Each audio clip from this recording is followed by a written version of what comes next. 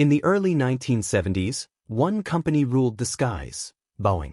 After the incredible success of the Boeing 707 and the launch of the massive 747, it seemed almost impossible for anyone to challenge the American giant. But in Europe, a group of visionaries believed they could do it. They wanted to prove that Europe, too, could build an aircraft capable of competing on the world stage. That bold dream gave birth to the Airbus A300, the world's very first twin-engine widebody jet, and the aircraft that would change aviation forever. When the A300 was first unveiled in 1972, it immediately stood out.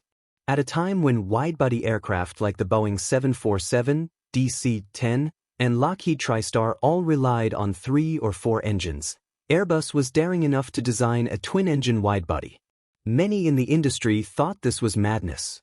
Widebodies were meant for long flights and heavy loads, and the belief was that only 3 or 4 engines could provide the necessary power and safety margins. But Airbus engineers insisted that their twin-engine design, paired with new technology, would not only work but also outperform the competition. The A300 was built with efficiency in mind. It carried around 250 passengers, smaller than the massive 747, but it consumed far less fuel and could operate profitably on shorter, medium-haul routes where a jumbo jet would be too large. At a time when oil prices were climbing and airlines were struggling with rising costs, the A300's efficiency became its greatest strength. Airbus knew they couldn't beat Boeing by building something bigger. They had to build something smarter. But in its early years, the A300 was not an easy sell. Many airlines were hesitant to trust a new European manufacturer with no track record. Airbus was a brand new company, formed by a coalition of French and German manufacturers, with British and Spanish participation later on. Compared to Boeing, McDonnell Douglas, and Lockheed, Airbus was the outsider. The A300 had to prove itself not just as a good airplane, but as the airplane that could put Airbus on the map. That breakthrough moment came thanks to Eastern Airlines in the United States. In the mid-1970s, Eastern agreed to take a few A300s on trial. To everyone's surprise, the aircraft quickly proved its worth. Pilots praised its handling, passengers liked its comfort, and most importantly, the airline saw its fuel savings in action. Eastern's CEO, Frank Borman, a former Apollo astronaut, became convinced of the aircraft's potential. He placed a large order, giving Airbus the credibility it desperately needed. From that point on, more airlines around the world started to take Airbus seriously. Technologically, the A300 was years ahead of its time. It was one of the first airliners to make heavy use of composite materials, reducing weight while maintaining strength. It introduced advanced high-lift devices on the wings for better performance during takeoff and landing. It also came with innovative features in the cockpit that laid the foundation for Airbus's future philosophy of highly automated flight decks. While the first version still had a 3-man crew with a flight engineer, later variants evolved into 2-crew operations, which became the standard across the industry. Airbus also pioneered something revolutionary with the A300 commonality. The A300 shared design philosophies and cockpit layouts with its successor, the A310. This meant pilots could transition between the two aircraft with minimal training. It sounds normal today, but at the time, this was groundbreaking.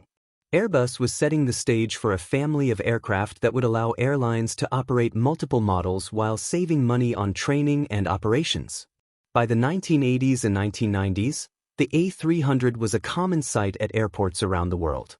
It flew with major airlines such as Lufthansa, Air France, Singapore Airlines, Thai Airways, Korean Air, and even American carriers like Eastern, Continental, and American Airlines.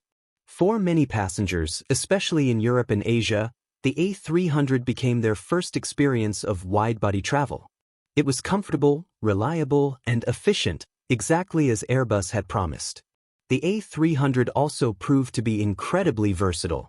Beyond passenger flights, it became a workhorse for cargo airlines.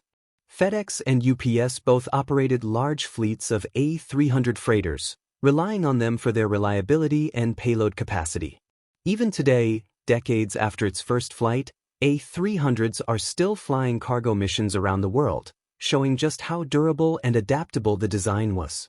But perhaps the A300's greatest achievement was not just its success as an aircraft, but what it symbolized.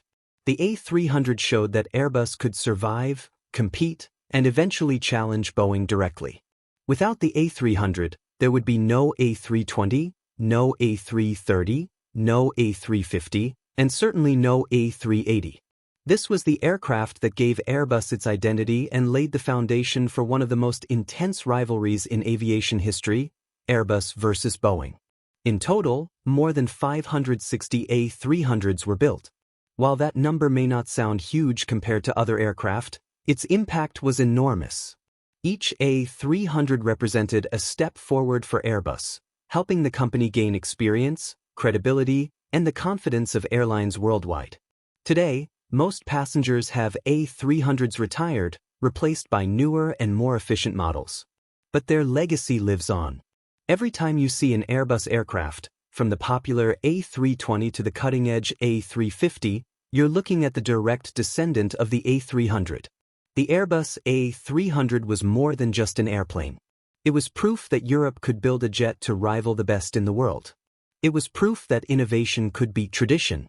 And it was proof that one bold idea, a twin-engine widebody, could change the course of aviation forever.